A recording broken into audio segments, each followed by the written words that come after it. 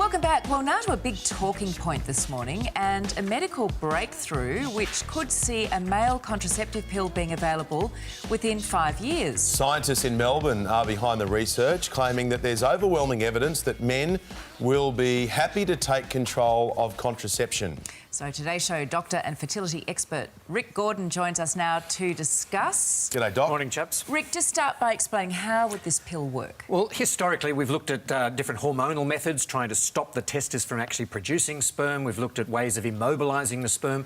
This particular approach is fairly novel because it's looking at the release of sperm. So it's actually trying to turn off the smooth muscle that in the act of release of sperm, so it doesn't work. So it shouldn't affect fertility in the future, and there's some of the side effects may in fact be positive rather than negative. Because this has been tried before and there have been negative side effects, haven't there? Very much, especially those hormonal ones, if not, and the ones that immobilise sperm. So the thing for a male, of course, is libido. Anything that's going to turn off any pleasure at all of the activity is not going to sell. All right, the confidence coming out of the scientists out of Melbourne, do you share that level of confidence? I do, but can I just put a word in there? This is on mice. OK, so we've got a big step to prove that mice are having fun and they're proving to be infertile through this temporary phase, and moving it to humans, of course, is a big step. And what about the whole concept of men taking responsibility for contraception? Oh, I'm sure men would be happy to take the responsibility. The trick, of course, is convincing your partner that you have taken that responsibility. We've alluded to this already on the show. It's about convincing women that you're responsible enough to take over the role of contraception. I don't think it's going to sell. So, yeah, why is that? And I was asking this morning. I said, why are we so cynical about blokes being able to take a pill? Oh, they can take the pill. It's convincing. The woman ends up carrying the baby, right? Women are put on the planet to probably have children. Men are put on the planet to have sex. And therefore we're coming at the whole reproductive... Just say that again.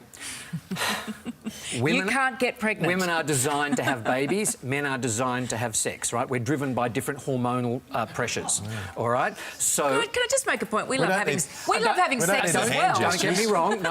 I'm just saying we're coming at the whole making babies approach quite differently, OK? So, what are you looking at me for? Why are you looking at me What are you looking at me for? I'm allowed to say that we love having sex as well. Yeah, I was just that looking. You can't get pregnant, OK? You can't carry the baby, all right? Not at the moment. Give us a few years and maybe you can. But the point is that you're left literally carrying the baby. So a woman has to feel that she's in the right hands and able to share that responsibility. That's a social aspect. There are plenty of blokes out there who go the vasectomy route. That's become quite a common approach, hasn't it, to deal with this same issue? Absolutely, but that's usually terminating their fertility because they've been successful in the past with fathering children.